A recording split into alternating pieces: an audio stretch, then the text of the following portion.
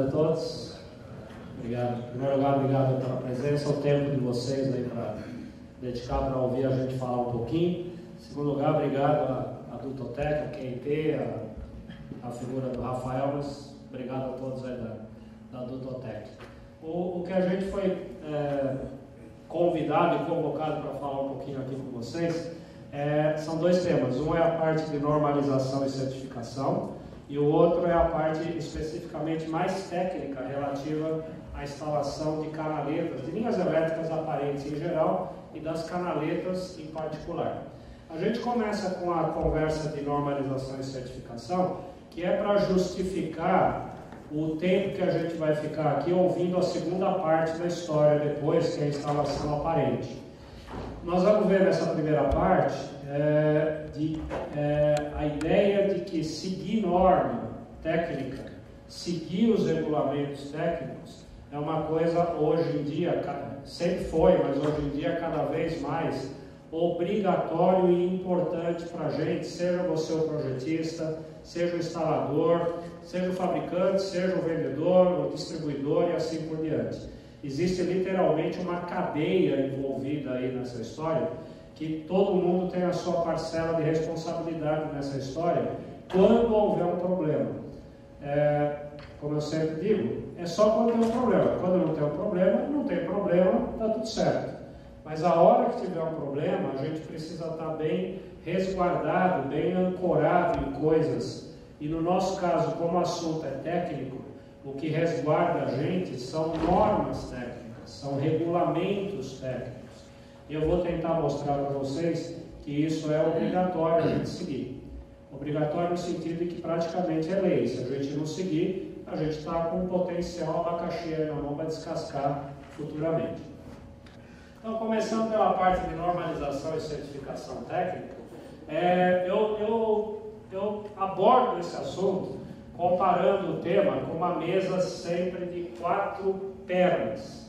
Uma mesa de 4 pernas, se eu perder uma ou uma tiver menor do que as outras, ela cai.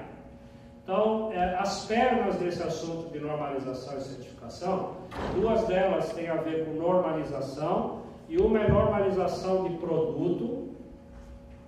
Essa é a parte que no Brasil a gente tem bastante, muita norma de produto, muita. Na área elétrica a gente tem centenas de normas, a maioria delas na parte de normalização de produtos.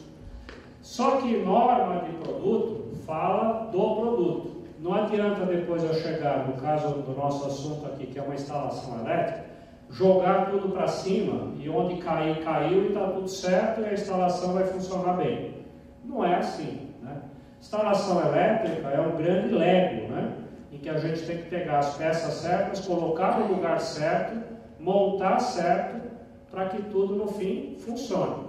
Se eu errar uma pecinha lá no meio do caminho, eu não tenho mais o meu Lego montado direitinho. Pode até ser que eu faça um Lego, mas não vai estar um Lego certinho. É preciso montar isso direito, com as peças certas, bem dimensionadas, bem escolhidas, bem encaixadas, bem montadas e depois bem mantidas. Também não adianta montar nada um Lego que eu quero que dure 50 anos, monto o Lego e jogo num canto qualquer e nunca faço nada. Não vai dar certo esse Lego também. Então, é preciso que a gente tenha, além da norma de produto, a gente precisa do manual de instruções de como é que monta direito essa tralha toda aí. Esse manual de instruções de como é que monta direito são as normas de instalações elétricas. E no Brasil nós temos 4 das mais importantes. A NBR 5410 na parte de baixa tensão, a NBR 14039 na média tensão, até 36.2 kV. Depois nós temos 2 filhotes da 5410, um é a 13570, que é a norma de instalações em afluência de público, a gente vai falar aqui, e tem mais um filhotezinho que é o caso específico de instalações elétricas em hospitais, clínicas, né, que ela chama instalações elétricas em locais assistenciais de saúde. São basicamente essas 4 normas técnicas de instalações que nós temos no Brasil, que no conjunto delas dão uma boa referência. Tem normas no Brasil faltando ainda, tem normas de instalação faltando, mas com essas 4 a gente já consegue se virar muito bem faz algum tempo.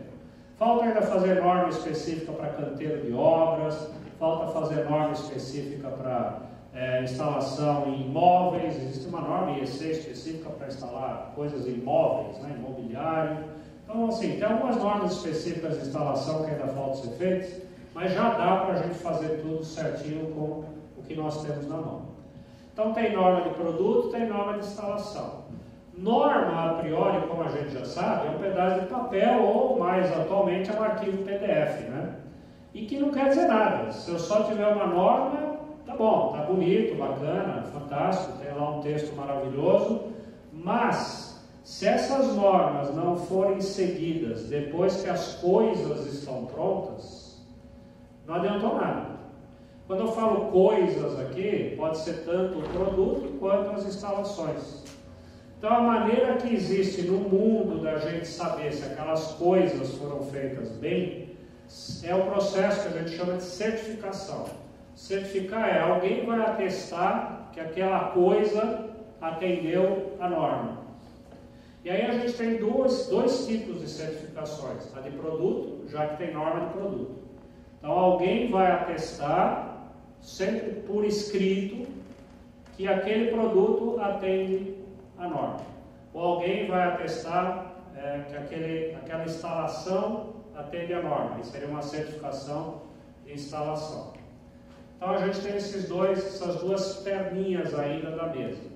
Então eu tenho a norma de produto e certifico o produto. Tenho a norma de instalação, certifico a instalação.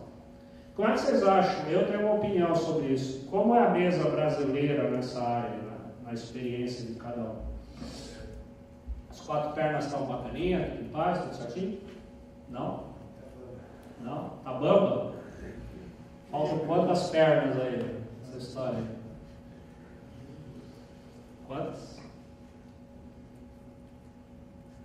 No mínimo uma? Duas? Só duas. As pernas das certificações? É a certificação que falta, né?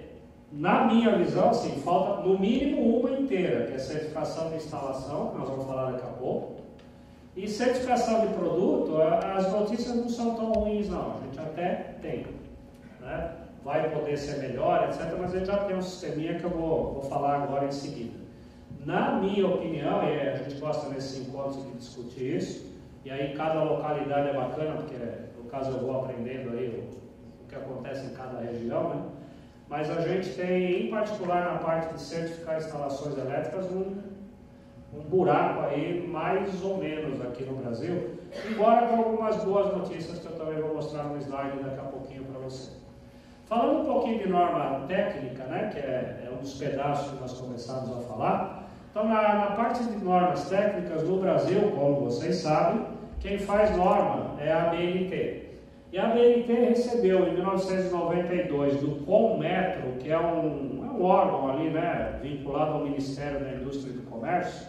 A ABNT recebeu um monopólio através de uma resolução do Conmetro para ser a única entidade no Brasil que pode fazer e publicar norma técnica. Lembrando que a ABNT, como o nome diz, é a Associação Brasileira. Portanto, é uma entidade privada, em tese, sem fins lucrativos. Então, no Brasil, a gente tem um cenário bacana. A gente tem uma entidade privada que tem o monopólio do governo para fazer e publicar norma. Então, a historinha de norma técnica no Brasil é a seguinte, e já existe jurisprudência em relação a isso. O judiciário já se posicionou sobre esse assunto. Então, a história é meio assim. Norma técnica, como eu falei agora há pouco, ela é feita na ABNT, que é uma entidade privada. Então, ninguém é obrigado a seguir, pela Constituição brasileira, um documento que uma entidade privada faz. É privado. Senão eu ia escrever um negócio e ia querer que todo mundo seguisse o que eu escrevo. Não é assim que funciona. Então, as normas técnicas da ABNT, aquele documento, quando ele acaba de ser publicado, ele é voluntário. Ninguém é obrigado a seguir norma técnica da ABNT. É voluntário, é uma entidade particular que fez aquilo. Acontece que, na forma como são escritas no Brasil, as leis, os decretos, as resoluções, as portarias e assim por diante, dos diversos órgãos, sejam federais, estaduais ou municipais, a maneira como isso é escrito, muitos deles citam no corpo do documento normas técnicas da BNT. Então, o que o judiciário fechou como questão é, se uma lei, aqui lei eu estou usando no sentido geral, pode ser um decreto, uma portaria, uma resolução, genericamente falando, se uma lei cita uma norma da BNT, o judiciário entendeu que essa norma passa a ser o que eles chamam de uma lei secundária, e para o meritíssimo, tanto faz se a lei é primária ou a lei é secundária, cumpra-se. Esse é o formato de normalização no Brasil. Então, existem, eu arriscaria dizer, centenas de documentos no Brasil, federais, estaduais e municipais, que incluem no seu texto normas da BNT e chamam ou diretamente o número de uma norma ou citam genericamente as normas técnicas do Brasil. E na hora que esses documentos fazem então essa referência, a norma automaticamente passa a ser obrigatória, por lei. Okay? Alguns exemplos de leis que citam normas da BNT. O mais geral é o Código do Consumidor. Chegamos lá na dona de casa. Um profissional, por exemplo, é a NR10, que é a norma regulamentadora da moda, aí já faz alguns anos. No meio dessa história tem regulamentações da ANEEL, da Anvisa, da Anatel, portarias do Inmetro, leis municipais, estaduais, federais, tem um zilhão de coisas que citam normas da ABNT, normas técnicas no meio do caminho. Pegando aqui só como exemplo dos dois extremos que eu gosto de dar, se a gente ficar na área mais popular, né, chegando na dona de casa, quando a gente vai para o artigo 39, inciso 8º do Código do Consumidor, ele diz que ninguém, nada, pode fornecer no Brasil um produto ou um serviço que não atenda a uma norma técnica. Em primeiro lugar, o Código do Consumidor manda esse produto ou serviço atender uma regulamentação oficial. Regulamentação oficial seria uma portaria do Inmetro, da Anatel, da ANEEL, enfim, uma lei qualquer. Mas o Brasil tem, como a gente tem a BNT, que faz documentos técnicos, a gente tem poucos documentos técnicos emitidos diretamente pelas autoridades. As autoridades sempre preferem fazer um documento que chama a parte técnica de uma norma da BNT. De qualquer maneira, o Código do Consumidor diz que ninguém pode oferecer produto ou serviço que não atenda a uma regulamentação oficial, e se não existir essa regulamentação oficial, então tem que atender às normas técnicas vigentes. Eu não sei em Porto Alegre como chama a rua, mas lá em São Paulo, na 25 de março, quando a polícia faz o rapa e encosta lá 200 carretas, cada uma de 3.000 toneladas para recolher tudo que tem de contrabando lá, né, e produto pirata, uma das coisas que o delegado lá autua a chinesada lá, coreano, enfim, não importa, tem brasileiro lá também no meio, né?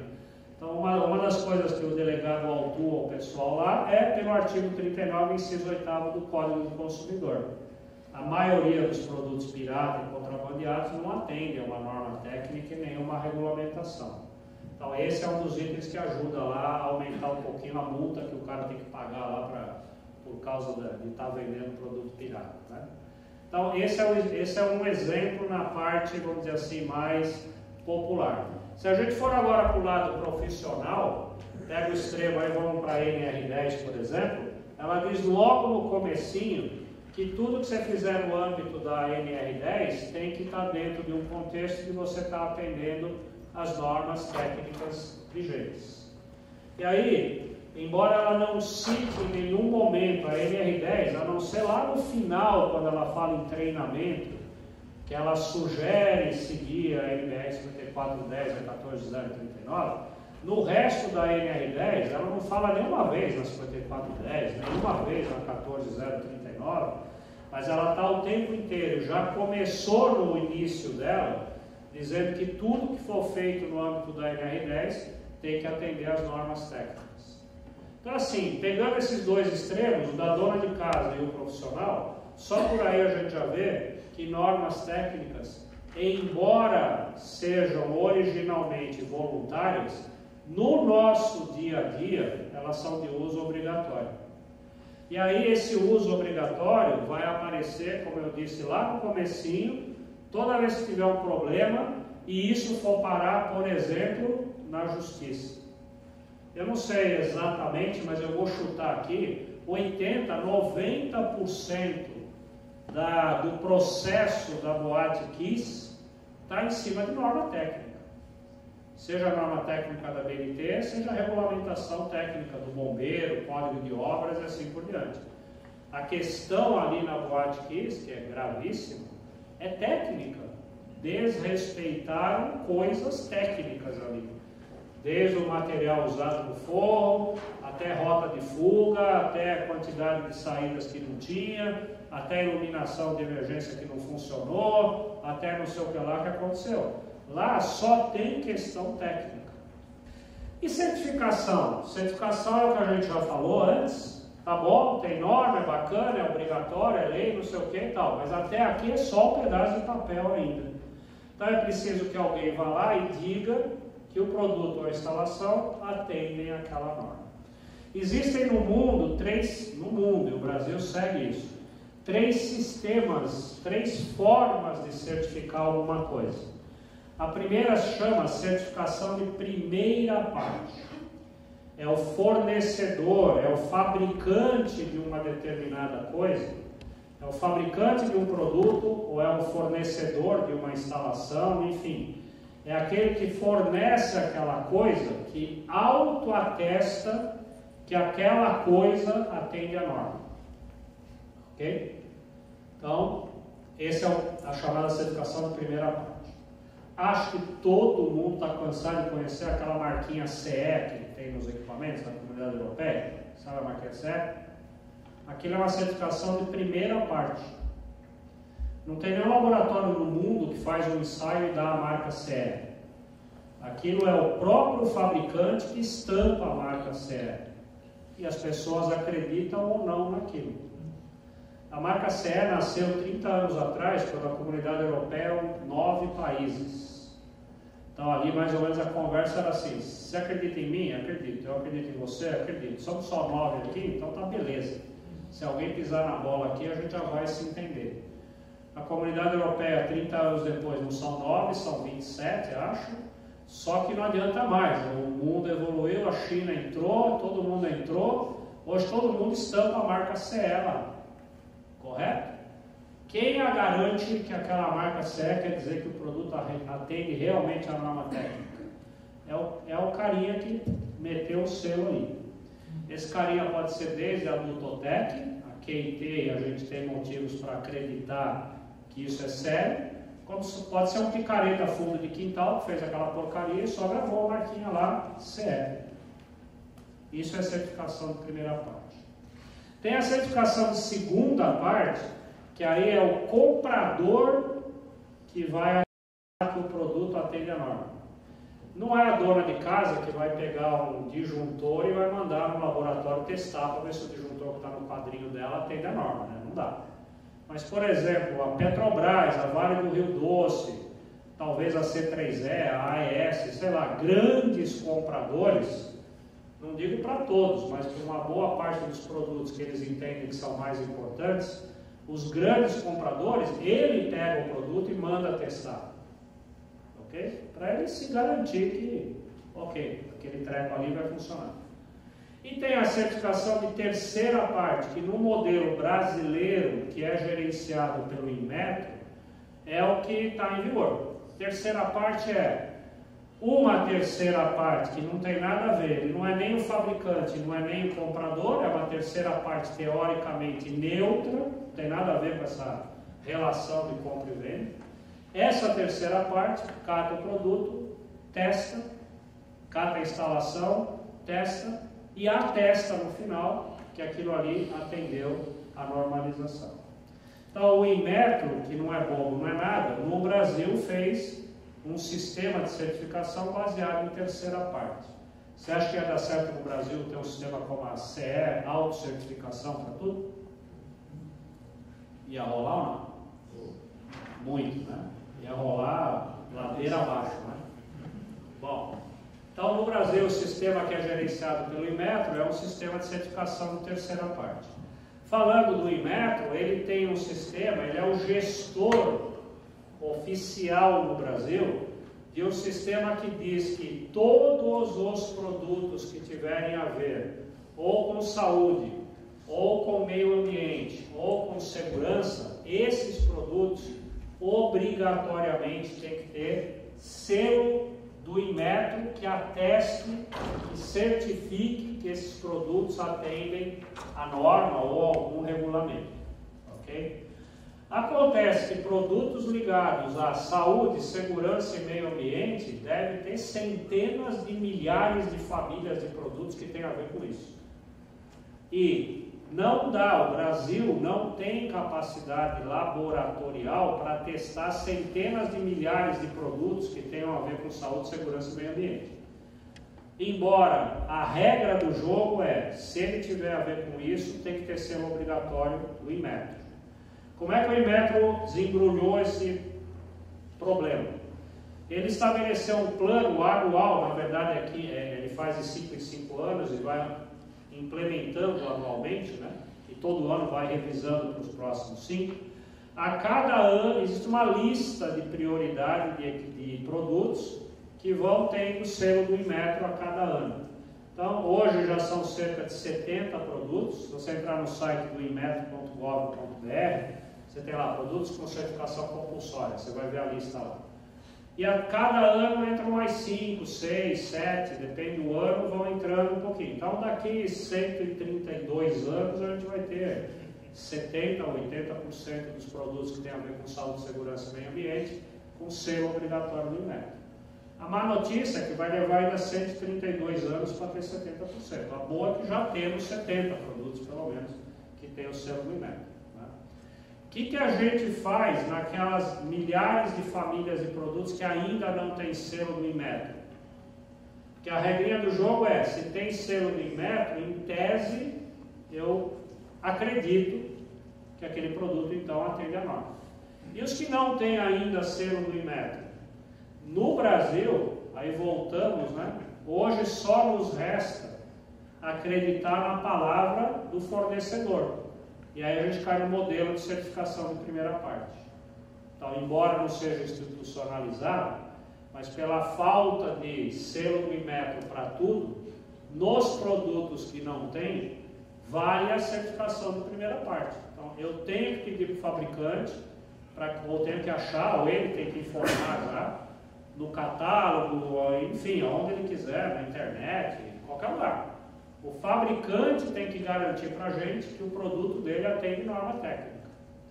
E aí, óbvio, dependendo do fabricante, da empresa, a gente pode ou não acreditar nisso. É uma certificação de primeira parte. Então é assim que hoje a gente lida no Brasil com essa história de certificação. 70 famílias de produtos, a gente tem um selo do Inmetro, que está contando a história para a gente, em tese, monitorando a qualidade disso, e centenas de milhares de outras famílias de produtos que a certificação é de primeira, tem que acreditar na palavra do fornecedor. Na parte elétrica, a gente tem hoje 10, 11 produtos mais ou menos, famílias de produtos que tem que ter selo do Inmetro para serem vendidos. Como você pode ver aí, não tem, por exemplo, canaletas aí nessa lista. Então, para comprar canaleta, nós temos que acreditar na palavra do fornecedor. Daí todo esse trabalho que a Rafaela estava contando antes, essa documentação toda, essa preocupação da Dutotec, testa para cá, testa para lá, manda para cá, laboratório, lá, te entrega um monte, um calhamaço de informação. Essa é a maneira que a Dutotec tem de mostrar para o consumidor, mostrar para o cliente dela e tentar fazer o cliente dela acreditar na qualidade dos produtos, no caso da Dutotec, da QIT, e assim por diante. É assim que funciona. Então, Essa é a regra do jogo. Temos pouquíssimos produtos elétricos com certificação compulsória do INEP. Bom, e a perninha de certificação de instalação? Como é que funciona? A priori, a gente não tem, ou não tem essa perna é mais curtinha que as outras, e a mesa está aqui quase caindo aqui no Brasil na parte de certificação de instalação. Mais uma vez, a gente pode ter 3 certificações de instalação. Pode ter a de primeira parte, o instalador termina a instalação e atesta que eles cumpriu a norma. Pode ser o dono, o cara que comprou a instalação, a construtora, a empresa, enfim, ele manda testar por conta própria e ele vai ter a tranquilidade que a instalação que ele recebeu atende.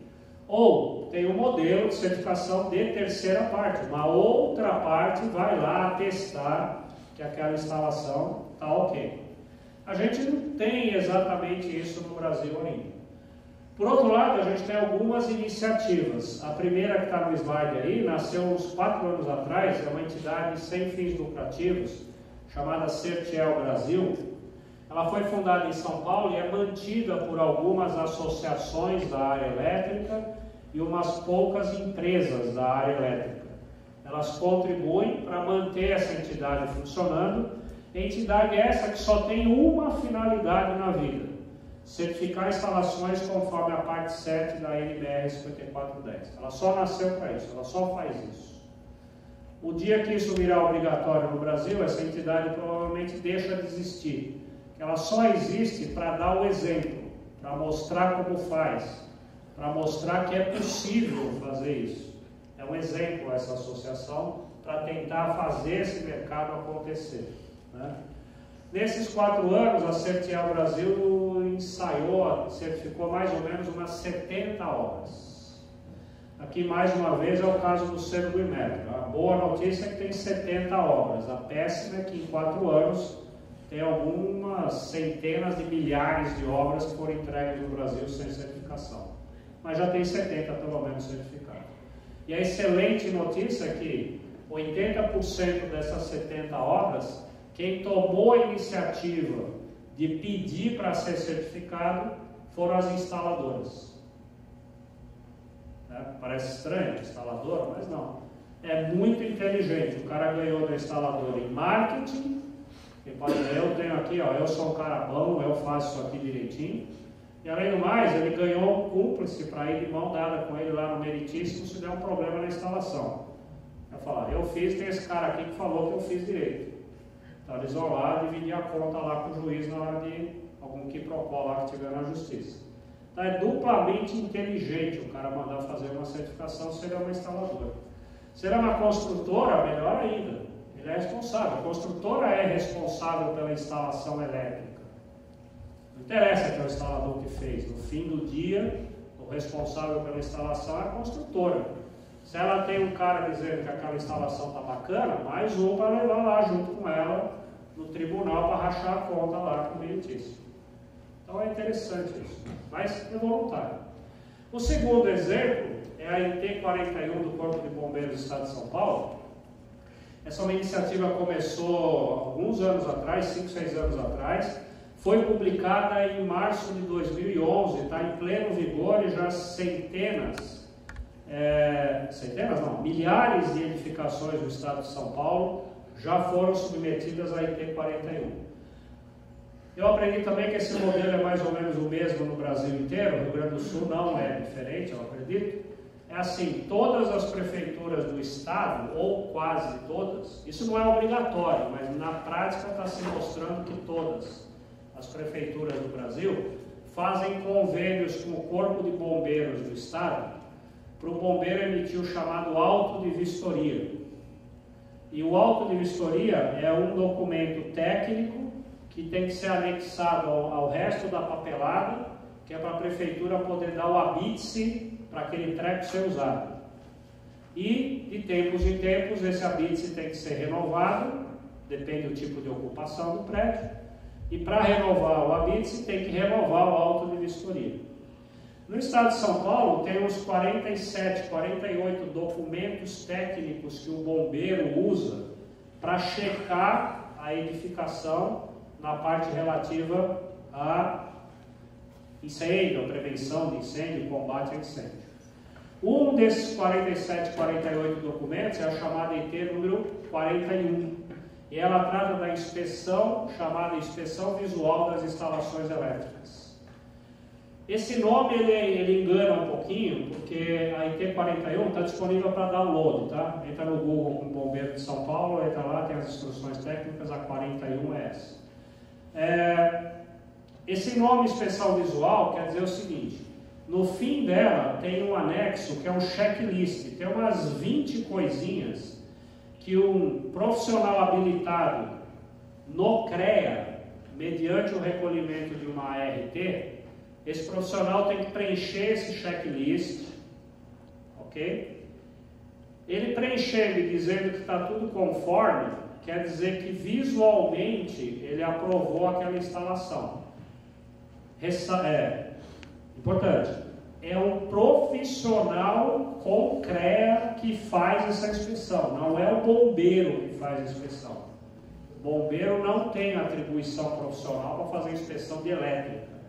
Ele não tem competência profissional, não tem habilitação. Tem que ser um profissional, engenheiro, pode ser um técnico, um tecnólogo, registrado no CREA, recolhendo uma ART.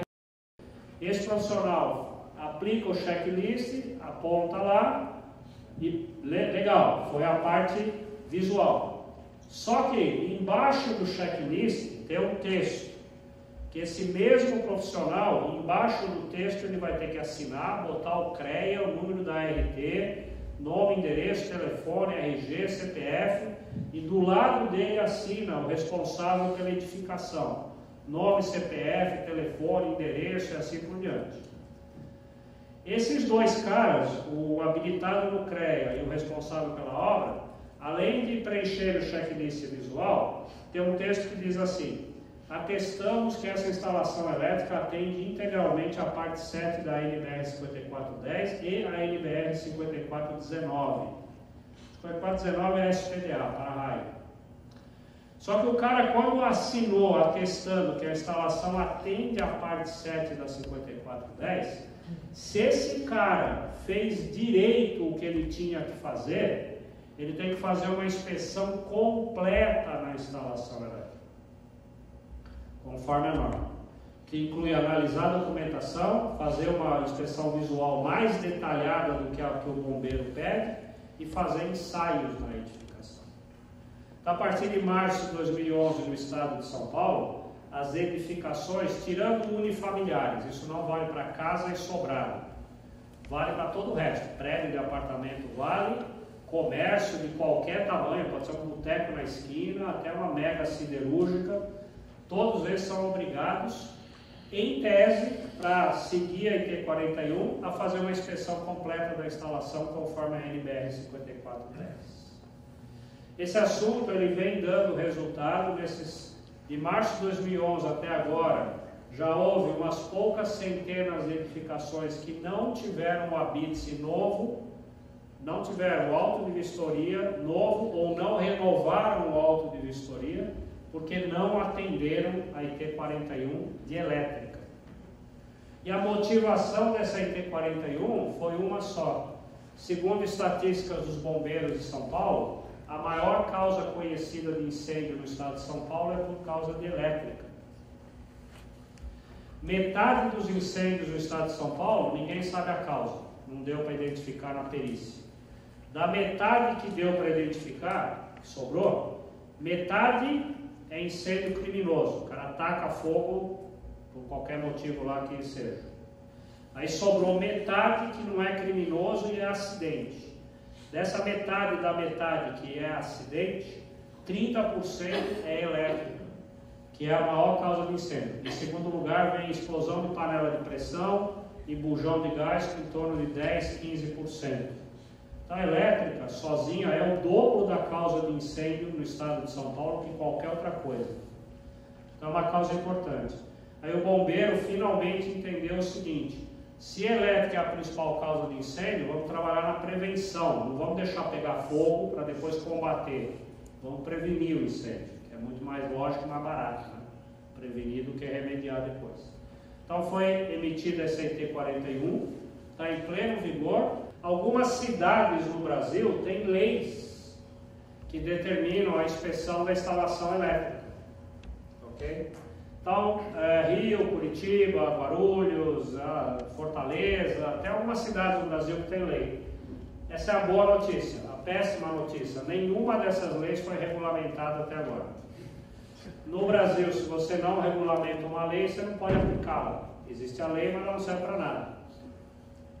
Sem regulamentar, o cara não pode ir lá meter ninguém em cana nem dar multa para nada. Precisa regulamentar para dizer o que faz se o cara não seguir a lei. Então o Brasil está cheio de leis na área elétrica, mandando inspecionar, mas nenhuma é regulamentada. Logo, não tem nenhuma lei em efeito no Brasil, embora existam leis. Um cuidadinho a ser tomado aqui no Rio Grande do Sul ou em Porto Alegre é com relação a isso. O pessoal, para fazer lei, é mais ou menos rápido. Tem lá umas resistênciazinhas aqui, resistênciazinhas ali, mas a lei acaba saindo. Aí depois regulamentar e a coisa não vai. Aí é na hora que os lobbies mesmo, que não querem que aquela lei entre para valer, aí os caras trabalham para não regulamentar a lei. Então você tem a lei, fica arquivada lá, é bonitinho, um pedaço de papel, mas não adiantou nada. Ele trabalhou todo para fazer a lei. Então, cuidado aqui, só quem estiver acompanhando isso, para prestar atenção nesse detalhe. Quando acaba a lei, todo mundo comemora, solta fogos, passeata, maravilha, maravilha. Ok, essa é a menor das partes que foi conseguida. O que precisa depois é regulamentar a lei. Aí sim que ela entra em efeito. E finalmente, nesse assunto, para acabar, está para ser publicado a qualquer minuto, literalmente a qualquer minuto. Se a gente entrar no site do Inmetro, pode ser que agora tenha acabado de ser publicado, a portaria número 305, que institui no Brasil a certificação voluntária de instalações elétricas com o selo do Inmetro. Isso é uma novidade. A partir da publicação dessa portaria, vai ser possível voluntariamente alguém pedir para ter um selo do Inmetro na sua instalação elétrica. A vantagem do selo do Inmetro é que tem pesquisas aí que foram feitas, né? O povo entende o selo do Inmetro. O povo reconhece o selo do Inmetro como sendo alguma coisa de valor.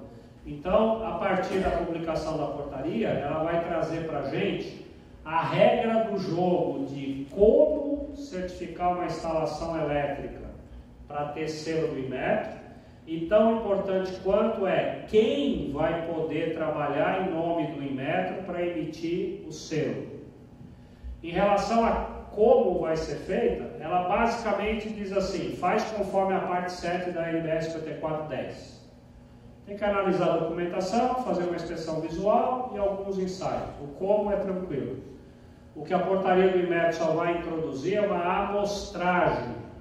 Por exemplo, você vai fazer uma certificação num prédio que tem 300 apartamentos, todos iguais. A lógica diz, não precisa testar os 300 apartamentos. Então, o Inmetro introduz na portaria uma tabela com critério de amostragem quando você tem instalações que se repetem. Okay? Mas no mais siga a parte 7 da norma. Nada de especial, o Inmetro não inventou moda.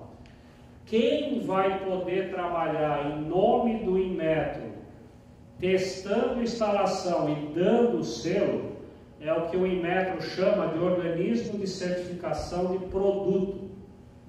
E não se engane aqui com esse termo produto. No mundo de certificação, produto é um produto, pode ser um sistema, pode ser uma instalação, pode ser um processo, é genérica essa palavra produto. Para você ser um organismo de certificação de produto, um OCP, tenha também a regra do jogo. Se você entrar no site do Inmetro, lá já tem como se tornar um OCP. Você tem que ter um monte de documentação, uma pancada de coisa, vai gastar um monte de dinheiro e a partir daí você vai se acreditar para trabalhar em nome do Inmetro, fazer o teste e no final emitir um certificado com o selo atestando que aquela instalação está ok. A gente espera nesse movimento, embora voluntário do Inmetro, né, que esse mercado comece a crescer. Porque, por exemplo, já tem organizações, entidades, empresas como Banco do Brasil, Caixa Econômica Federal, alguns tribunais de justiça pelo Brasil, a Infraero, em São Paulo a CDHU, que é uma entidade do governo do estado que constrói habitações populares. Essas entidades, órgãos, só estão esperando ter essa portaria do Inmetro para eles passarem a exigir a certificação compulsória das instalações deles. Então, ninguém vai fornecer nada para a Infraero, uma instalação elétrica. No final de uma instalação elétrica para a Infraero, vai ter que ser feito um ensaio certificando que a instalação está ok. É o OCP que vai fazer isso. E Banco do Brasil, Caixa Econômica e assim por diante. Então, só nesse mercado de órgãos públicos que vão passar a exigir certificação com base na portaria do Inmetro, a gente acredita que já começa a movimentar o negócio e vão surgir no mercado empresários que vão querer fazer OCPs. Por um lado vai ter a demanda desses órgãos públicos, por outro lado alguém vai precisar prestar esse serviço. Então a gente acredita que com isso comece a ser formadas OCPs e aos poucos esse assunto vai aumentando de tamanho, até um dia que a ANEEL emita uma certificação compulsória federal, exigindo que todas as instalações elétricas no Brasil tenham certificação compulsória. Pela montagem do cenário jurídico brasileiro, o único órgão federal que tem jurisdição para mandar testar a instalação elétrica do freguês é a ANEEL. Então precisa a ANEEL emitir uma resolução mandando testar as instalações elétricas. Essa regulamentação está pronta, o modelo está pronto, só falta o presidente da ANEEL assinar. Mas tem alguns detalhes nessa história que fazem com que isso não seja assinado já há alguns anos. Está pronto. E o modelo é simples, copiado de outros países onde isso foi feito com grande sucesso. Você, distribuidora de energia, só pode fornecer energia para uma edificação se ela te apresentar o certificado do Inmetro dizendo que aquela instalação está ok. Enquanto você não apresentar o certificado, a distribuidora não pode ligar energia. Esse é o modelo. Como eu disse, nós vamos ver a parte técnica baseada na 5410 e na 13570. Pela explicação anterior, tudo que eu vou falar agora é lei. Então, cumpra-se. Se você não cumprir o que eu vou falar daqui adiante, nada vai acontecer se nunca acontecer nada. Se um dia acontecer alguma coisa, é melhor que você tenha seguido isso daí para a sua própria tranquilidade. Tranquilo? Preparados? Então vamos lá, 5410 acho que todo mundo conhece, é a Bíblia da área de instalações de baixa tensão, está no mercado desde 2004 a edição em vigor. Foi formado um grupo o ano passado para revisar essa norma, eu faço parte dele. A previsão é daqui 2, 3, 4 anos ter uma nova edição da 5410 no mercado. Não acredito que antes disso vá ser possível ter uma edição nova aí na rua. De qualquer maneira, o que temos é essa que está valendo. O campo de aplicação dela vale para tudo, menos para a rede pública. Redes de concessionária, iluminação pública, não. Para o resto, vale a NBS 5410. Eu chamo a atenção sempre nesse slide, é o que está mais para baixo ali, pouca gente se tocou, a 5410 vale para canteiro de obra, instalações temporárias e provisórias. Ok? Que é um lugar que morre mais gente eletrocutada do que canteiro de obra, e morre basicamente porque o pessoal não segue as normas técnicas.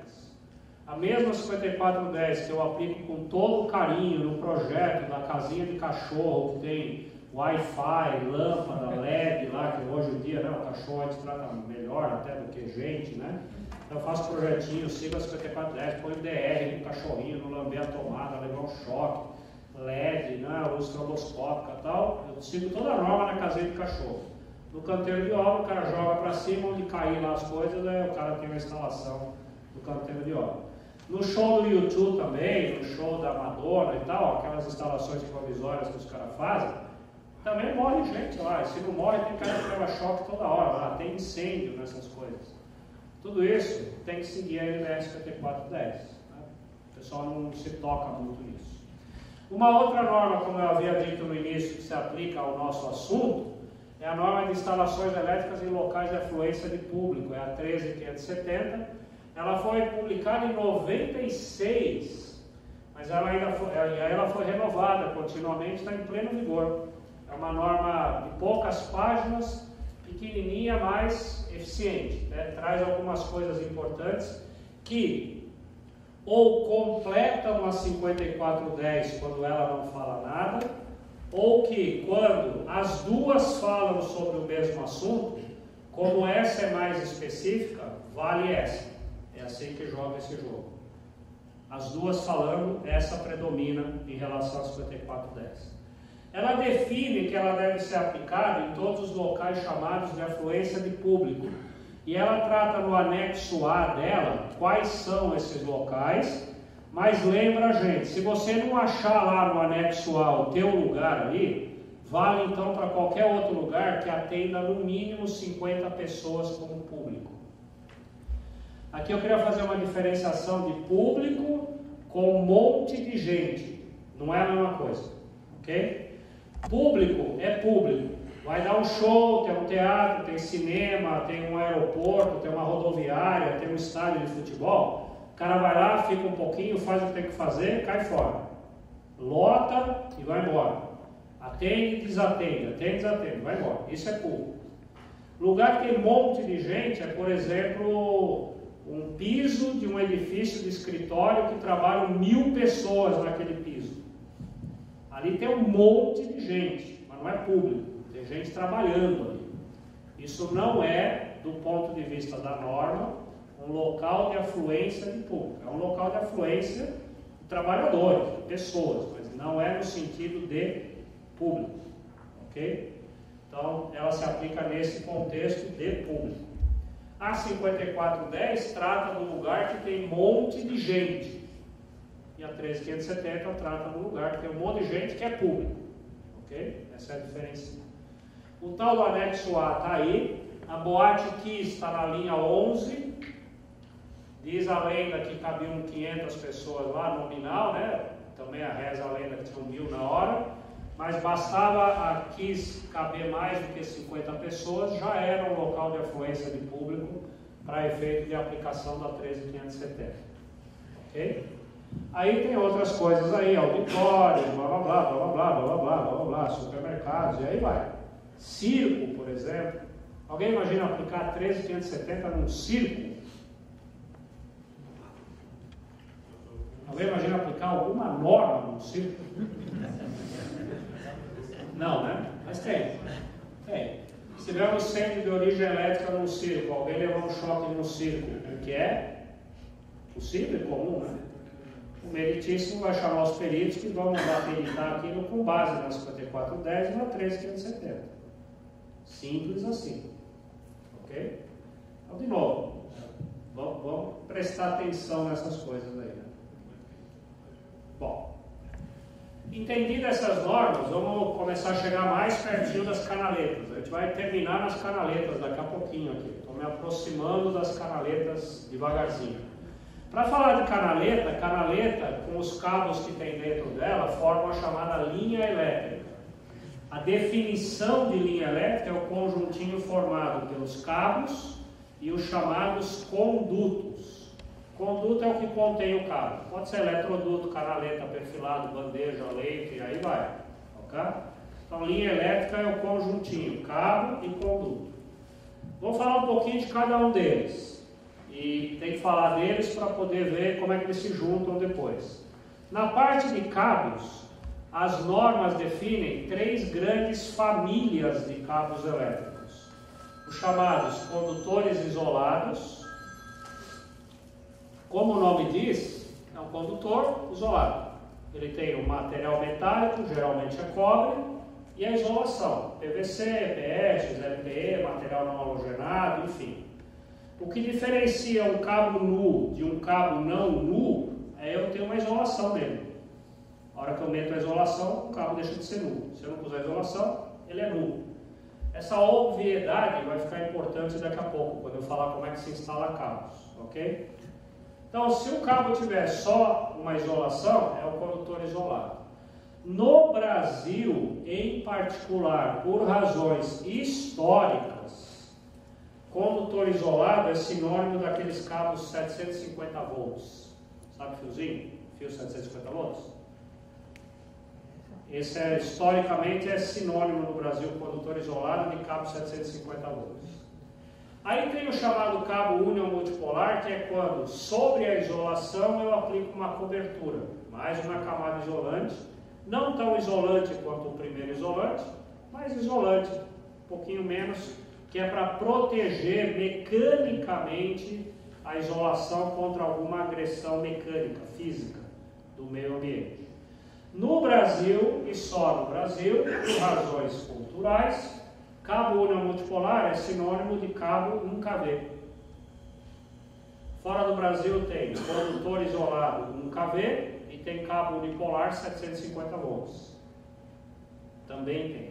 No Brasil, historicamente, a gente só tem, se é isolado é 750, se é único multipolar é 1kV. Ficou combinado assim no nosso mercado. Não tem nada de certo ou nada de errado, é assim, ok? Temos vivido bem nos últimos 100 anos com isso. E os condutos? O conduto também tem duas grandes famílias, os abertos e os fechados. O nome já diz tudo. Aberto é aquele que, para instalar o cabo, eu deposito o cabo. E depois que o cabo está instalado, a qualquer momento eu vou lá sem escalas e meto a mão no cabo. Conduto fechado, aí assim, em geral, se ele for eletroduto, eu puxo o fio, eu não deito o fio. Canaleta eu até tiro a tampa, deito o fio e boto a tampa de volta. Mas depois que está tampado, eu só tenho acesso, ou depois que eu passei por eletroduto, eu só tenho acesso ao cabo ou tirando a tampa, ou nas caixinhas de passagem no final desses condutos. Então eu não meto a mão direto no cabo depois que ele está instalado.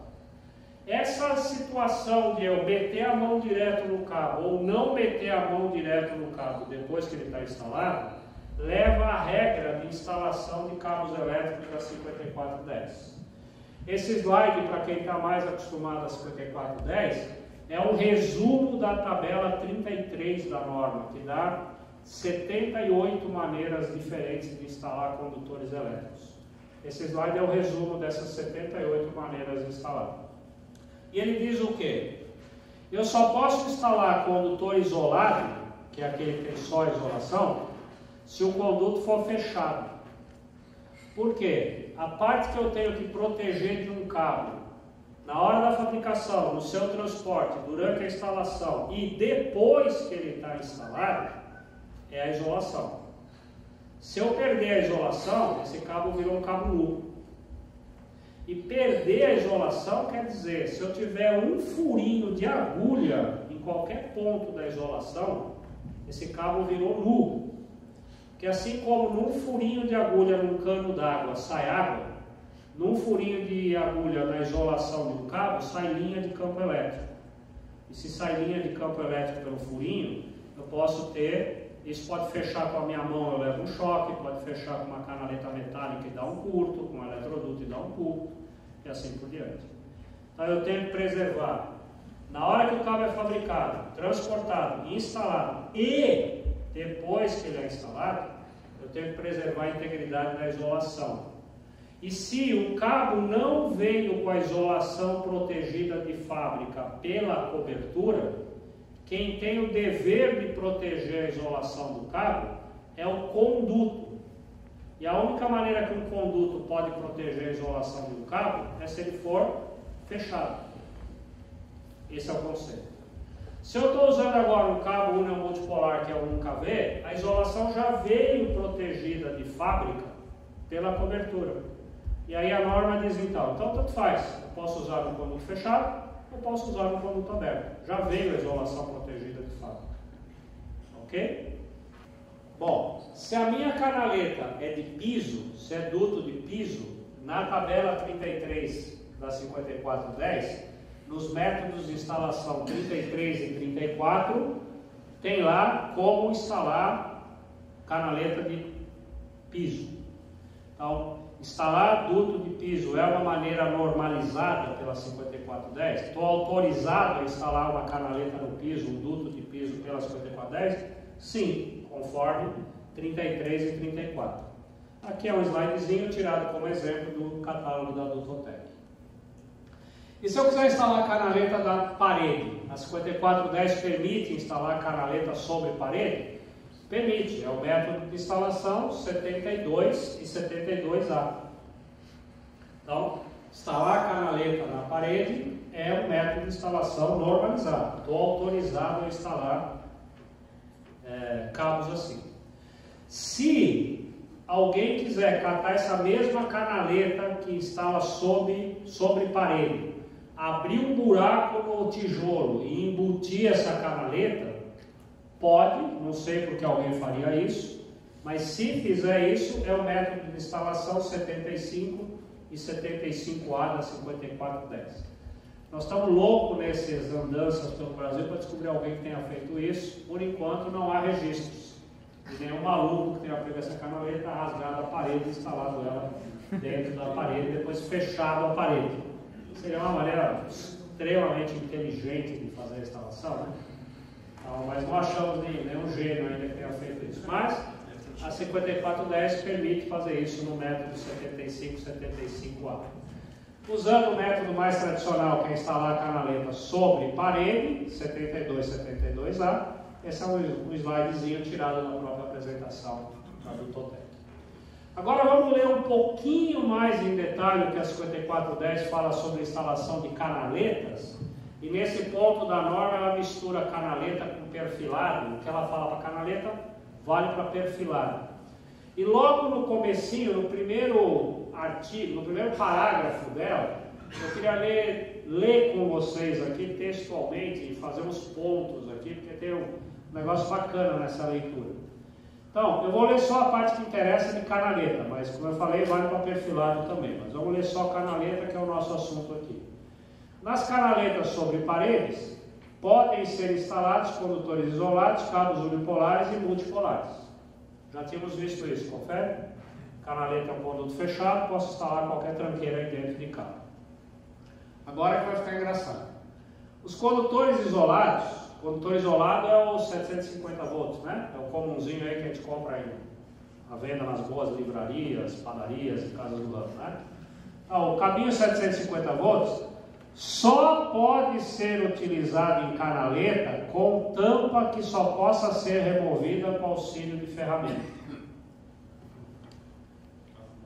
Então você pega, sabe aquela canaletinha que tem na parede de plastiquinho? Você olha para ela, a tampa cai. Sabe essa canaleta? Aí depois que cai, você nunca mais consegue colocá-la no lugar. Olha o que a norma diz, ó. Fiozinho 750 volts só pode ser usado nessas canaletas que a tampa cai quando você olha feio para ela. Não pode. Só pode se você olhar para a tampa com cara feia e ela não cair e você vai precisar de ferramenta para tirar a tampa. Ok? Então, não sei há quantos anos você está no ramo, eu queria pedir para você lembrar quantos quilômetros dessa canaletinha plástica você já especificou, já instalou, mandando pôr fiozinho 750 volts dentro dela. Não fala. Pode ter algum advogado aqui, estamos gravando, que é pior ainda, né? Então, essa prescrição está aqui desde 2004. Faz 9 anos que não pode usar aquela canaletinha que você olha para ela e a tampa cai. Não pode usar com fio 750. Pode usar botando um cabo no KV dentro dela. Aí tem uma contradição, Rafael. Sabe aquele carinha Snowden? Ele é meu chapa. Eu pedi para ele fazer uma pesquisa no estado do Rio Grande do Sul. Ele sabe tudo, né? O Snowden. Ele está na Rússia agora, mas ele é da O Snowden, eu pedi para ele fazer uma pesquisa. Snowden, como é que os caras usam canaleta no estado do Rio Grande do Sul? Ele falou para mim, cara, lá eles só usam o cabo 1kV dentro daquela canaletinha plástica que coloca as paredes. Informação que eu tenho do Snowden. Cara, confiável.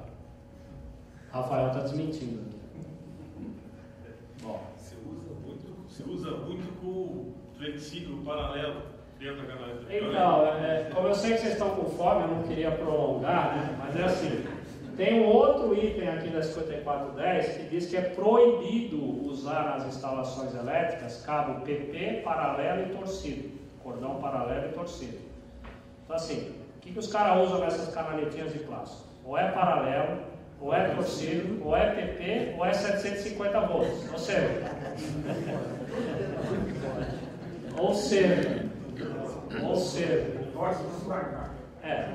E aí, voltando ao começo dos tempos, de novo, como a Rafael falou, torce para não dar caca, porque se der caca e tiver uma perícia, pode sobrar para alguém que fez isso. Pode sobrar para o projetista que projetou, para o instalador que instalou, para a construtora que construiu, para o inspetor que inspecionou e eventualmente disse que estava certo.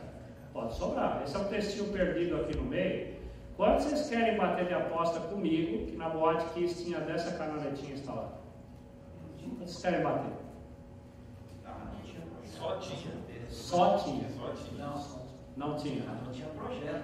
Não tinha projeto. Não podemos incriminar o projetista, pelo menos, porque não tinha projeto. E a multiplicidade de funções da canaleta, por exemplo, para transportar elétrica, telefone. Legal. Lógico. Essa é aquela pergunta que a gente combinou, você só esqueceu que você fez de um slide antes.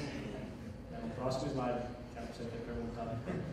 Desculpa a brincadeira, eu tenho o próximo slide aqui exatamente para falar sobre isso. Posso instalar fio 750 volts numa canaleta que a tampa cai, um perfilado sem tampa? Posso instalar? Posso. Em uma das duas condições. Se o lugar onde eu for instalar só pessoa advertida ou qualificada tiver acesso, são áreas técnicas. Okay? Aqui não interessa a altura. Okay? Ou, se eu instalar a canaleta, que a tampa cai só de eu olhar feio para ela, a uma altura mínima de 2,50 do piso. As canaletas sobre paredes devem ser escolhidas de modo a não danificar os cabos nem comprometer seu desempenho. A canaleta é feita, como ela é um conduto fechado, é para proteger o cabo. Se eu instalar a canaleta e ela é que vai azarar o cabo, não adiantou nada. Né? Ou eu instalo a canaleta, depois eu espirro na frente dela, ela racha a quebra e o cabo vai ficar exposto, também não serviu para nada eu ter instalado canaleta. Então, esse negócio aqui precisa ser proteger o cabo, né? Precisa ser instalado de maneira adequada. Quase derrubei a cara. E além do mais, essas canaletas devem possuir propriedades que possam suportar as influências externas. Principalmente pancada. No caso ali que o Rafael deu de exemplo, algumas exigências de influência externa da Anvisa, resistência a bactérias, fungos, sei lá o quê. Então, dependendo da influência externa que eu tiver naquele local, essa canaleta precisa ser feita para isso. Um pedaço de qualquer coisa que eu jogo qualquer coisa dentro dela e qualquer coisa está tudo certo. A canaleta precisa ser legal para ter um cabo legal lá dentro e para que isso no fim fique legal. Então, esse é o espírito da coisa aqui quando a gente usa canaleta. No caso da Dutotec tem as ferramentas específicas para remover a tampa. Ok? Se olhar feio, ela não cai não. Tem bastante ferramenta. Tem muita ferramenta, né? Isso é parte do curso que vai ter depois, não é isso? Da qualificação, etc. Então, por exemplo, essas canaletas que a gente está apresentando aqui, você tem ferramentas para remover a tampa.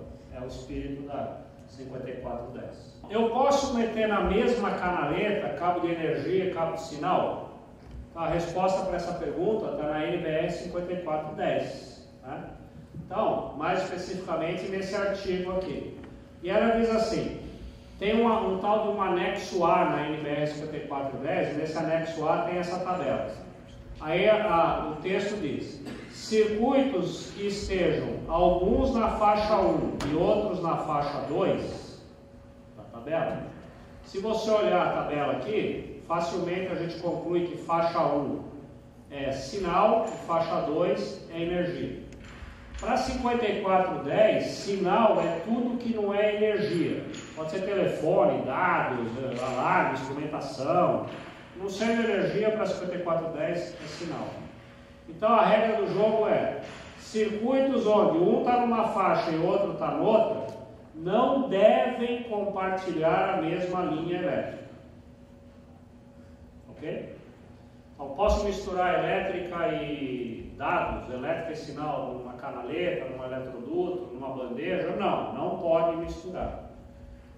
Quase toda regra tem exceção. Exceção a essa regra: se os cabos de energia e de sinal forem instalados em compartimentos separados, aí eu posso botar no mesmo conduto. No caso de canaleta, a gente consegue isso com os septos, né? Na canaleta tem os septos. Então 5410 diz: se eu colocar cada macaco no seu galho, pode. Ou ela fala, obviamente, instalar em eletroduto separado. Aí, ok, está separado, já está separado mesmo. Tem só um detalhe. Na teoria, na caixa. Na teoria? Na caixa que cruza. Na teoria, na caixa também tem que ficar separadinho os septos ali. Nós conseguimos isso, certo? Através de desnível. Pelos desníveis. Mário? Isso aí é verdade, só que tem muito fabricante que faz a separação, mas não é devidamente isolado um do outro, fica a fresta entre um compartimento e o outro. Isso. E isso aí não pode. Olha a notinha desse artigo da norma. Esses requisitos aqui, toda essa história, não leva em conta compatibilidade eletromagnética. Por quê? A NBR 5410 não é uma norma de compatibilidade eletromagnética. Compatibilidade eletromagnética é trabalhada na IEC, na família de normas da série 61000. Já estão começando a nascer umas NBR de compatibilidade eletromagnética. Não tem nenhuma ainda, mas está começando a nascer. 5410 é uma norma de segurança. Então ela não está preocupada com compatibilidade. Mas no próximo slide tem um pouquinho de compatibilidade, que é o gancho que a gente precisa. Essa preocupação da 5410 em mandar separar energia e sinal em dutos separados ou em septos separados tem a ver basicamente com manutenção da instalação. 5410 quer que quando alguém vai fazer uma manutenção numa canaleta, por exemplo, um reparo, uma manutenção, uma alteração, enfim, elétrica esteja no septo, dado no outro, o outro no outro, o outro no outro, o outro no outro. O cara mexe só no que precisa. Se o cara é da área de sinal, ele só mete a mão no septo de sinal. Se o cara é da elétrica, só mete a mão no septo de elétrica. O cara não fica metendo a mão onde não tem que meter a mão. Essa é a prescrição da 5410. Ela não está preocupada com compatibilidade eletromagnética diretamente, exceto em 2 lugares dela que ela passa por compatibilidade eletromagnética, que são suficientes para a gente se entender nesse assunto aqui. Então, primeiro, ela diz que a norma 5410 aplica-se à linha de sinal. A 5410 ela se aplica à linha de sinal, mas a notinha diz que ela se aplica à linha de sinal nesse aspecto que eu falei, de segurança, pensando em segurança, não em compatibilidade eletromagnética. E ela arremata aqui nesse artigo que todos os componentes da instalação têm que atender exigências de compatibilidade eletromagnética. Ela não vai no detalhe porque não é esse o ofício dela, mas tem que atender. Então, juntando o slide anterior com esse, é assim: pode botar cabo de sinal e energia na mesma canaleta? Pode, desde que em septos separados. Mas, por esse slide, a norma ainda diz: lembra de compatibilidade eletromagnética. Não é porque pode que você deve. Ou se vai colocar, lembra da compatibilidade eletromagnética. Ok? Quando a gente cai na área de compatibilidade eletromagnética, é inevitável a gente recorrer certamente à maior autoridade na área nos últimos 10, 15 anos, seguramente, que é o engenheiro Google. Ok? O engenheiro Google, você vai lá e fala com ele, pergunta para ele sobre compatibilidade eletromagnética, dentre milhares de coisas que esse engenheiro Google já escreveu, se espremer tudo, vai sobrar a seguinte informação: coisas plásticas são uma porcaria em termos de compatibilidade eletromagnética. É invisível. O plástico e as ondas eletromagnéticas, uma onda eletromagnética não vê o plástico. Atropela, passa por cima, nem sabe. Pode botar uma parede de 10 trilhões de quilômetros de espessura de plástico, a onda eletromagnética não vê essa parede. Vai embora. Ok? Dr. Google nos informa ainda que aço é melhorzinho que plástico. Aço já é bacana, dá uma blindagemzinha, já consegue isolar melhorzinho, eletromagneticamente, blinda, com isso minimiza as interferências. Acontece que para o aço ser um bom cara para criar uma blindagem bacaninha, eu preciso, como o Rafael mostrou no slide anterior, espessuras de parede generosas. Então, o aço é bom para blindar, mas eu preciso começar a botar, preciso fazer um bunker na canaleta. Tem que ser um bunker, aí eu vou começar a ter uns efeitos bacaninhas de blindagem eletromagnética. Terceiro cara na escala predatória. Quem é o cara bom? Quem é o rei da selva para blindagem eletromagnética? Alumínio. Tem coisa melhor que alumínio? Tem. O cobre, por exemplo. Melhor que alumínio. Mas ninguém vai fazer uma canaleta de cobre, né? Não ia ficar um dia instalada na parede uma canaleta de cobre. Aliás, não ia ficar na obra, né? Chegava a canaleta e já assumia a canaleta. Nós vamos usar...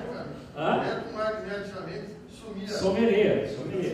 Nós só vamos usar a canaleta de cobre no dia que só tiver o Wi-Fi. Porque aí não precisa da canaleta de cobre, faz que pôs a de cobre, não pôs, e vai funcionar a instalação. Né? Com o cabo não vai rolar, o cara vai deixar o cabo e vai levar embora a canaleta de cobre. Então, de materiais que são bacanas para prover blindagem eletromagnética e que são comercialmente viáveis à prova, sobretudo, de furto, é o alumínio. Esse é o cara. Alumínio é o cara. Qualquer pesquisa básica que você fizer sobre o assunto dá esse resultado. Não contente com as informações do engenheiro Google, a Dutotec, como o Rafael falou, faz há alguns anos aqui na Cientec ensaios em laboratório eletromagnético para reproduzir esses ambientes de ruídos eletromagnéticos e verificar a interferência da elétrica no sinal, sinal na elétrica, elétrica com elétrica, sinal com sinal e assim por diante. Ok? Então, existem ensaios normalizados que tentam reproduzir em laboratório condições que são razoavelmente reais. Ok? Então, por exemplo, esses relatórios que o Rafael falou estão disponíveis no site da Dutotec, você pode ter acesso completo ao relatório. Para não encher a paciência de vocês mais ainda, vamos ao resultado. E aqui a Cientec concluiu, a pedido da Dutotec, não a pedido para concluir isso, mas mediante o ensaio que foi feito, é o que o engenheiro Google já conta para a gente há décadas. Né? PVC é uma porcaria, aço também não é assim, lá, grande coisa, e o cara é o alumínio. Ok? A calha que atua melhor na blindagem é a de alumínio. Com um detalhe, quando eu tenho uma canaleta, qualquer uma que seja, para efeito de interferência eletromagnética, o que a gente tem que criar na montagem para reduzir as interferências eletromagnéticas é criar o mais possível gaiolas de Faraday fechadinhas. Cada septo tem que ser uma gaiolinha de Faraday, ok? E a canaleta inteira é uma gaiolona de Faraday. Para eu conseguir isso, eu preciso que a base, a tampa, fique muito bem fechadinha, para eu fechar a gaiola, senão o passarinho foge, ok? E internamente os septos tem que ser de alumínio também, para eu fechar cada septozinho uma gaiolinha. Então lá dentro também eu tenho uma canaleta, sei lá, de aço, que eu tenho vazio, a tampa não encaixa bem, eu tenho um espaço grande, eu não sei o que, a gaiola ficou meio fechada. Gaiola meio fechada, passarinho meio que foge, né? Então não é assim que funciona. Então eu preciso, além de ter material bacana, a canaleta tem que ter a conformação bacana para eu fechar a gaiola. Para eu poder dizer que realmente deu certo essa história. Último assunto eu prometo, aí libero vocês. É a parte de fogo, incêndio, emissão de fumaça. Falamos de interferência eletromagnética para as coisas funcionarem direitinho. Vamos falar agora de fogo, incêndio e fumaça para as pessoas poderem sobreviver se tiver um problema. Isso é mais importante do que os casos anteriores, né? Bom, para falar de assunto de fogo, fumaça, incêndio, indo na 5410, ela tem a tabela 21, que trata das condições de fuga das pessoas em emergência. Falando isso de um outro jeito, como é que o cara cai fora na hora que começa a pegar fogo num prédio? Esse é o título melhor dessa tabela. Ela divide as edificações em locais BD1, 2, 3 e 4. Eu não pus o 1 aqui porque o 1 é tudo que não é 2, 3 e 4. Então, BD2, BD3 e BD4 são, por exemplo, todos os locais de afluência de público que estão citados na LBR 13570. Ok? Então, todos da 13570, ou é BD2, ou é BD3, ou é BD4. E no anexo B da 13570, tem para cada uma daquelas 24 tipos de edificações, tem lá que BD ela é. Se aeroporto é BD2, BD3 ou BD4, restaurante, então você encontra isso lá. Mas assim, por definição, local de afluência de público ou é 2, ou é 3, ou é 4. O que sobrou aí que não é local de afluência de público? Sobraram edificações residenciais e edificações não residenciais que não são de afluência de público. Indústria, prédio de escritório, coisas desse tipo. No caso de locais que não são de afluência de público e são BD2 ou BD3, são prédios residenciais com mais de 50 metros de altura ou prédios não residenciais com mais de 28 metros de altura. Esses são os locais BD2 ou BD3. Ok?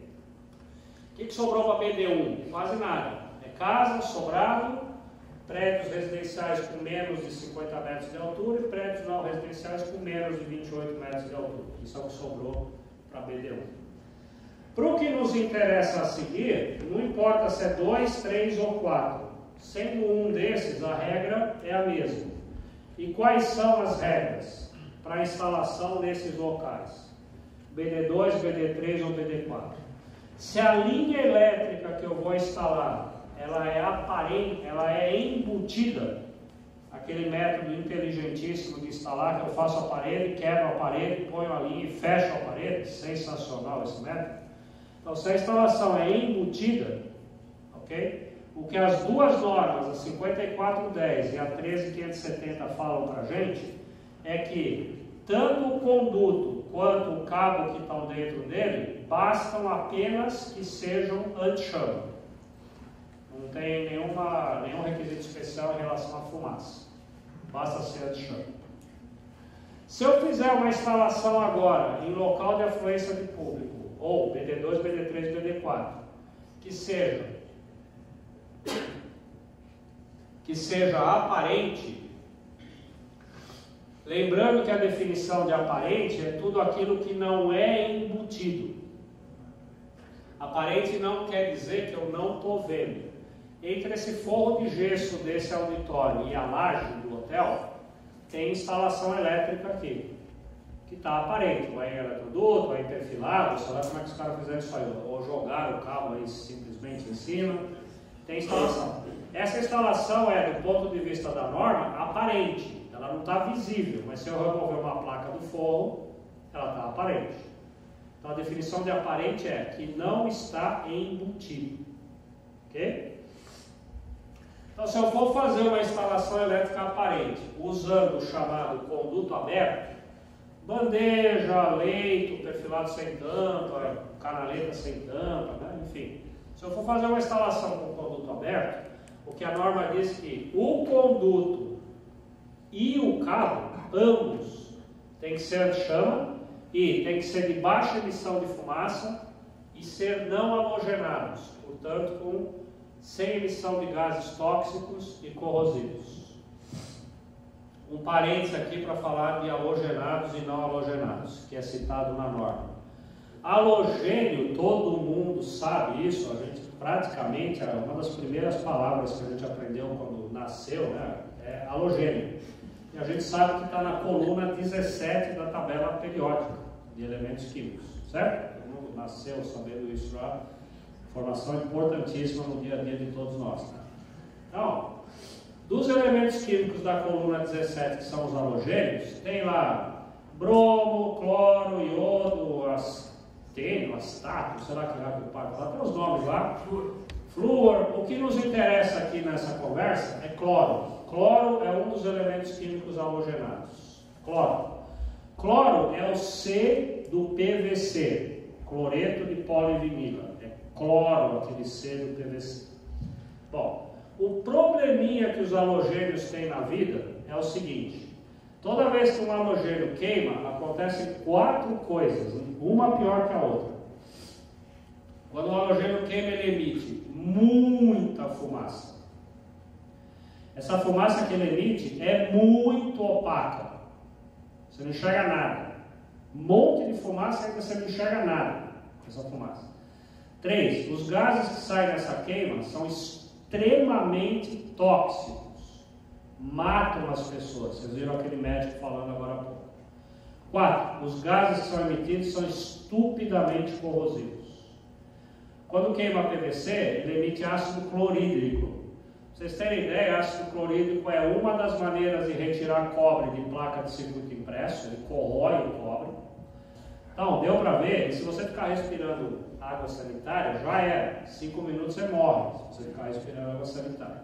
Né? Os gases da água sanitária. Né? Então, materiais halogenados são esses que contêm esses produtos. Por outro lado, os não halogenados são materiais que, quando queimam, emitem uma baixíssima quantidade de fumaça. A pouca fumaça que ele emite é transparente. Então, além de não ter quase fumaça, eu enxergo tudo.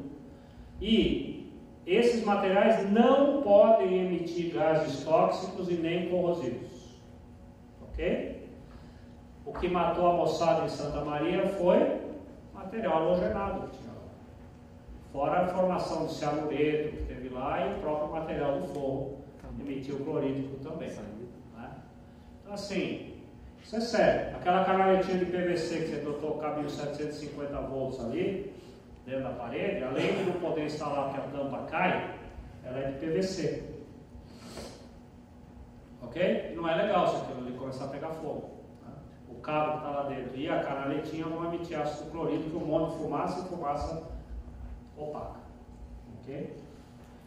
E finalmente, se o conduto que eu estou instalando é aparente e fechado, tem 2 hipóteses. Se ele é fechado e é metálico, como é o caso da R40 e das outras canaletas da Nutotec, se ele é fechado e metálico, por enquanto, as 2 normas, 5410 e 13570, permitem que o cabo dentro seja apenas anti-chama. A norma não evoluiu ainda a ponto de exigir que mesmo no conduto fechado metálico, o cabo lá dentro seja não halogenado. Ainda pode instalar cabo de PVC numa canaleta metálica aparente, mesmo estando em local BD2, BD3, BD4 ou de afluência de público. Parênteses, eu falei que começou a revisão da 5410, né? Uma das coisas que eu e um outro grupo de pessoas vamos propor é que não tem colher de chá, cara. Não interessa se a conduta é metálica ou não. O cabo lá dentro tem que ser não halogenado. Tudo é não halogenado. Não tem graça botar a canaleta metálica, o cabo dentro de PVC. A canaleta esquenta o cabo lá dentro. Não precisa pegar fogo para o PVC começar a emitir fumaça.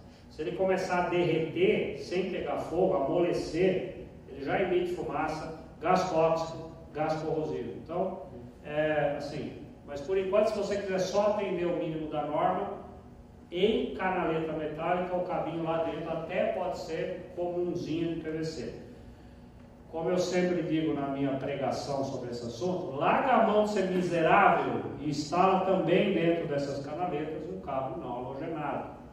O preço de cabo não halogenado de PVC hoje é quase igual. Larga a mão de ser miserável, gasta um pouquinho mais, faz o serviço direitinho, esquece o mínimo da norma e aplica uma boa prática de engenharia, que a gente fala. Né? Larga a mão de ser miserável. Se o produto fechado não for metálico, ele tem que ser não halogenado. E o cabo que está dentro, obrigatoriamente, tem que ser não halogenado.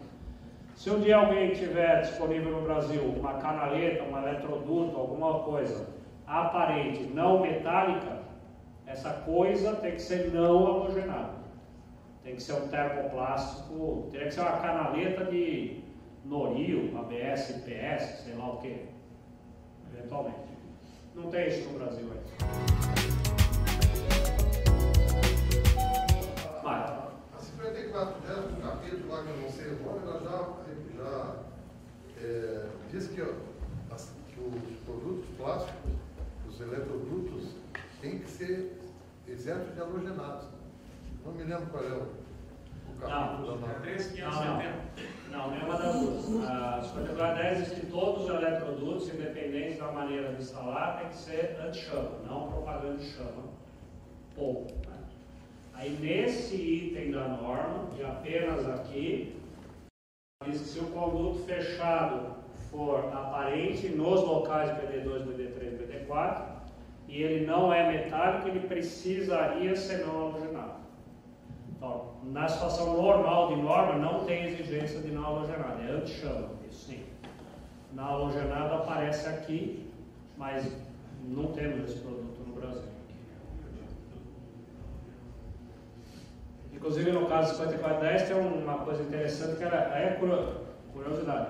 Ela exige eletroduto anti-chama, independente da maneira de instalar. Se eu estiver enterrado a 3.752 km perto do magma da Terra, lá enterrado onde não tem oxigênio, portanto não dá para pegar fogo, mesmo assim tem que ser anti-chama o eletroduto. Gente, o papo, o pessoal fala a canaleta, o eletroduto, 99% dos casos ele é em PVC. A nossa peça plástica se consegue hoje sem halogênio, com a ABS-PC que eu comentei, porque é injeção sob pressão. Quando você injeta sob pressão, você precisa que essa massa de termoplástico, polímero, esteja alta fluidez. Isso é fácil de se encontrar no mercado, custa em torno aí de $5,50, $6. Então é praticamente o mesmo preço do ABS que nós utilizamos antes. Até o ABS sem halogênio custa 3%, se no produto final não dá 1%. Quando você precisa extrudar perfil, que é exatamente como se faz macarrão, para quem já fez, o material tem que ter baixa densidade. Então esse preço de plástico tem sim, mas ele passa para $16, $17 o quilo. Então hoje, nesse patamar, fica inviável de se fabricar uma canaleta em plástico. Então, só para ficar bem claro, seja qual for a canaleta, sistema X pequenininho, uma canaleta com design maior, ela é em PVC. Perfeito? Alguma dúvida? Lembrando que mesmo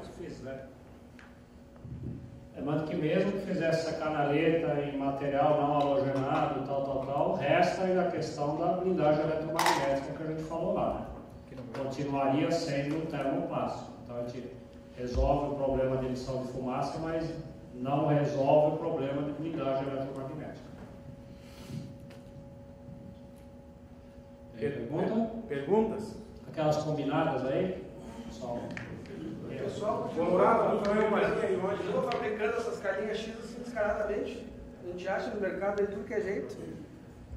O fabricante, a norma diz que não pode. E o fabricante continua fabricando. Não, pode fabricar. Só precisa ter uma tampa boa, né? Mas isso aí não existe também. Mas aonde você usaria essas canaletinhas se a tampa fosse boa?